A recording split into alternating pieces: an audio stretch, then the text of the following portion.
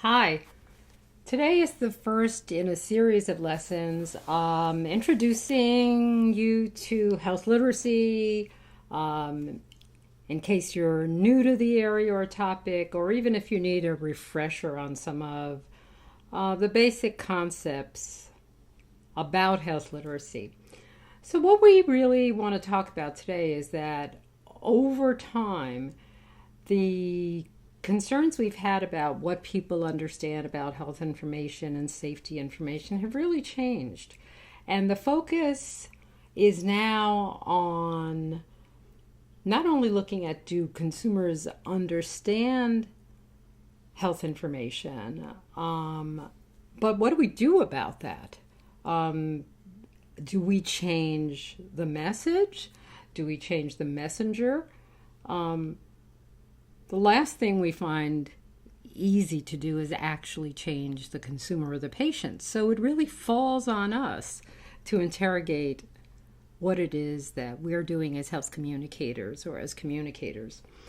I generally say when it comes to health information, we're overfed and undernourished, we're inundated all the time with health information of all types, whether it's, you know, currently obesity, whether it is safety, when it comes to epidemics, possible epidemics, contagious diseases.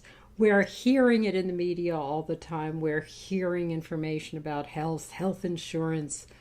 And so we're inundated. And the real question for those of us who are communicators of health information is what does our target audience or our public really understand? So what we're going to do is start with the definition of health literacy. That's one of many. I like this one because I helped write it. But essentially, people do realize now that health literacy is a very wide range of skills and competencies. It has very little to do with our reading ability, which was what a lot of focus of health literacy studies were in the 90s.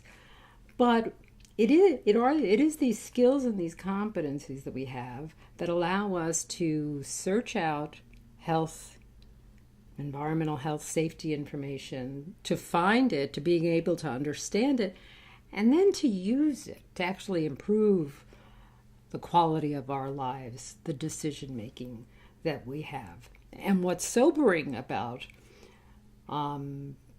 the contemporary situation in the United States is that two large studies, both in 1993 and 2003, have shown that we are not a really highly literate population when it comes to reading. Half of the adults in the United States have low literacy, and half have low health literacy. They're not all the same people. We'll talk about that in a future lesson. But that's millions and millions of adults in the United States. The implications of this are obvious, and studies have shown this for over 2 decades now, that people with low health literacy have poorer health overall. They're not keeping up with screenings and preventive services. They present at later stages of diseases. They're more likely to be hospitalized. They don't follow their treatments and protocols and regimens, as well as higher health literate individuals. And the overall cost of low health literacy in this country is astronomical. So the age-old problem we've looked at in health communications is health communications is often produced by experts. It's top down. And we're very mindful of what people don't understand about what we're presenting to them, but we rarely start with the opposite view. Who is this person? What do they already understand? What do they need to understand? And how am I going to get them there? And therefore, health literacy, as we'll see, is really a bundle of other types of literacy: fundamental literacy, science literacy, what people understand about science, their financial literacy. You can't talk to someone about insurance, health insurance, and the Affordable Care Act unless they have some financial literacy. And we can go on and on. The takeaway message here is that health literacy has within it many different types of human skills and competencies. The second takeaway message is that clear language and writing simply or simple enough is necessary. And there's no reason why we shouldn't, but it is insufficient most of the time. In other words, clear language alone is not going to get us to the types of comprehension and behavior change that we're looking for. So we're going to begin to discuss what is it that clear language can and can't do. Well, we know that it's pretty easy to take a complicated sentence, like, due to the fact that this drug is not on our formulary, we are denying your claim for reimbursement. And we put it through what we know about language and vocabulary and sentence structure. And you can come out with a pretty good rendition that would be understood by many people. We deny, will not pay your claim. We are denying your claim because this drug is not on our list of approved medications. But if you look at what happens when you test this rewritten passage, as we did many years ago, we found that people across the educational and age spectrum still had a hard time understanding this issue of why a drug was not going to be covered. And that essentially is what we need to be thinking about in health literacy. What does the text or the message assume a person knows? And in the passage that we just read, there are a lot of assumptions that I know about an insurance company and they have the authority to pay bills or not pay bills, and that there's a finite and often changing list of medications that an insurance company will cover. Not all medicines are the same. And to a greater or lesser degree, the consumer has to know something about being able to appeal this decision, speak to their doctor. And these concepts and knowledges that we have go into understanding a message.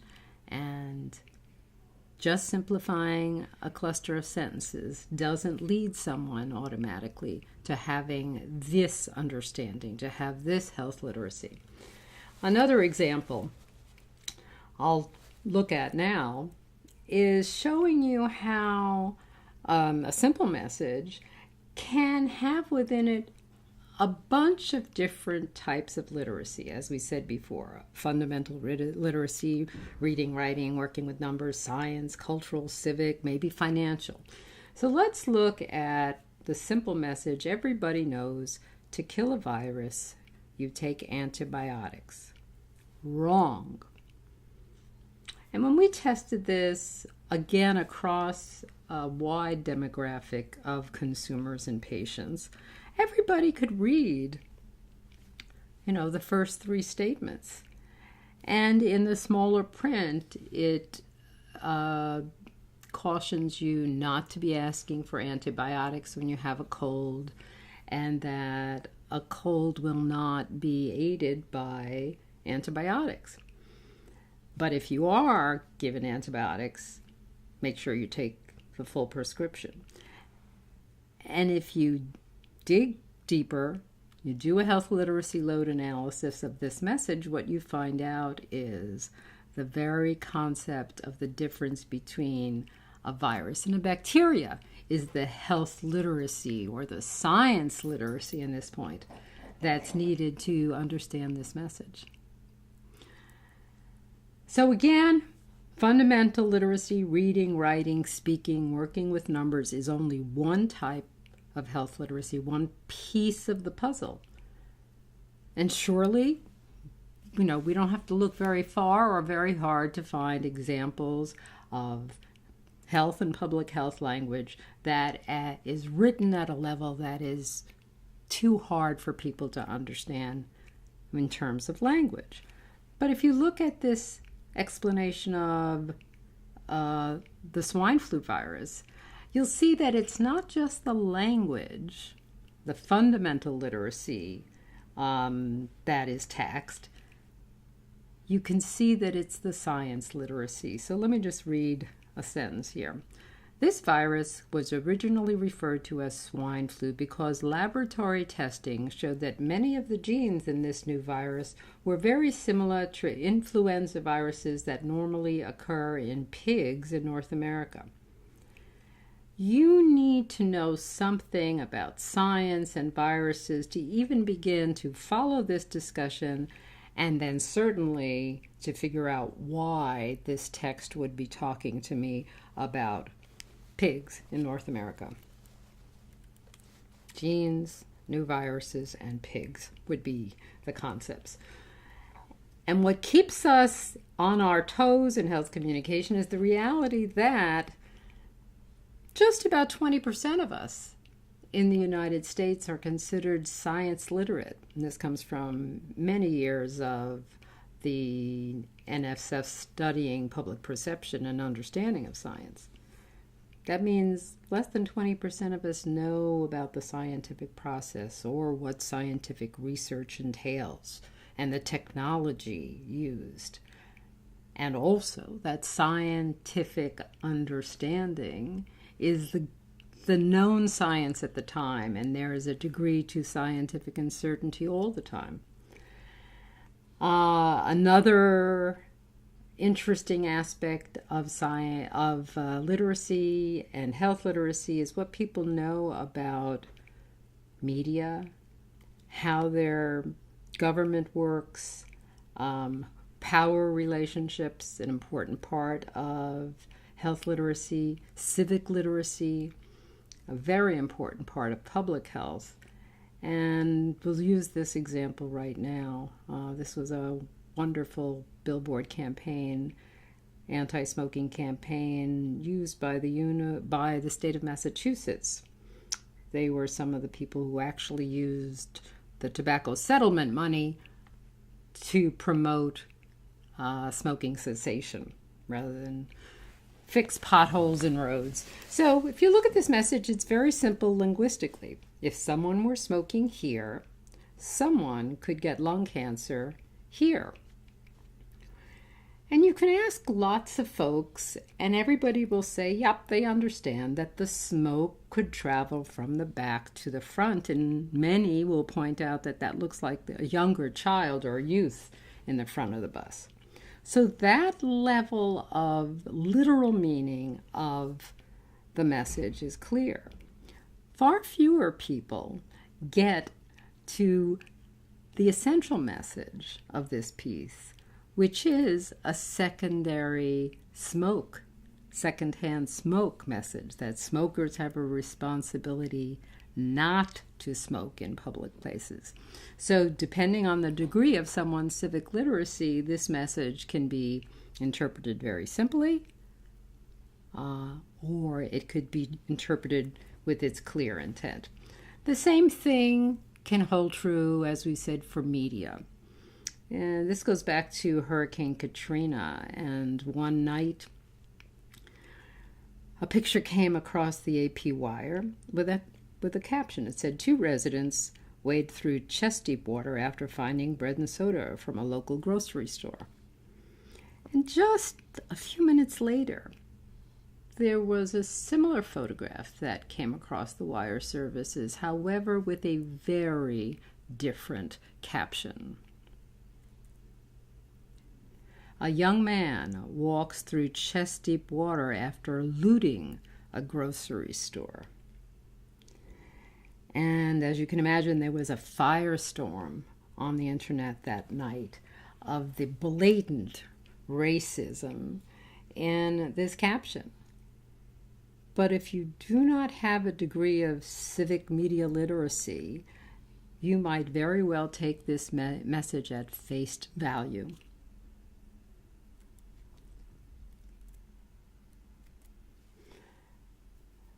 We're going to finish this discussion of Introduction to Health Literacy with cultural literacy. Many people see this at work every day. It's what beliefs, customs, and worldview we bring to taking in and understanding health messages. The the Sioux Indians have had a very difficult time in the Dakotas with type 2 diabetes, and they had used conventional diabetes intervention material and education material to no effect.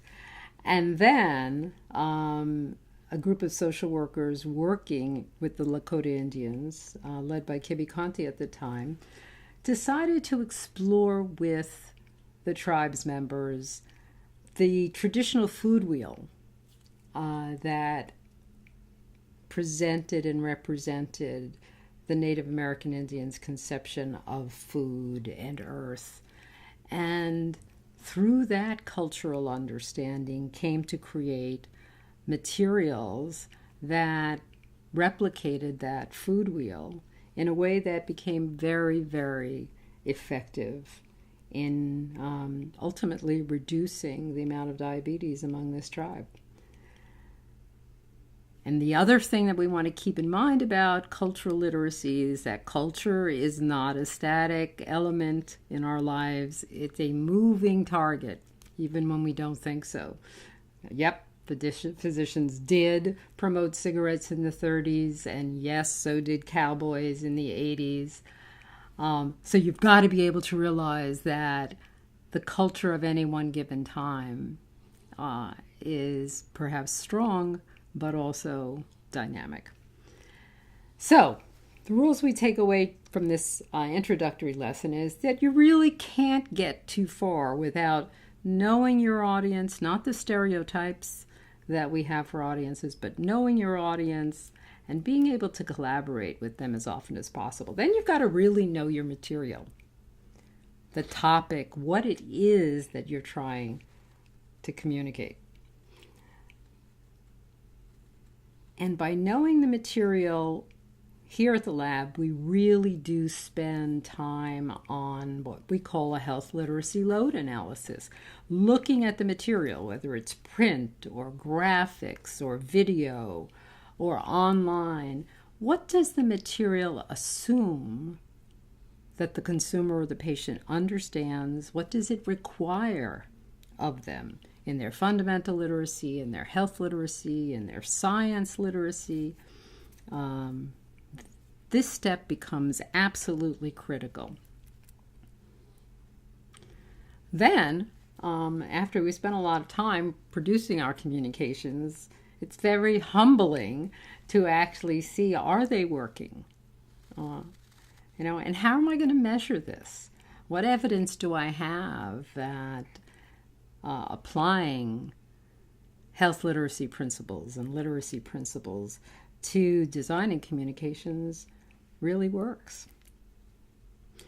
So let's conclude today's introductory lesson by saying it's very important to have institutional support and to be working with a team on projects that have to do with health communications and health literacy, because doing it alone is very hard and we don't recommend it.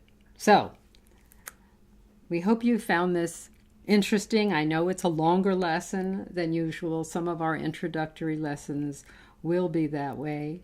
And what we ask, as always, is thank you for watching, and please let us know what you thought of this lesson and send us along any feedback. We'd appreciate it. Thanks.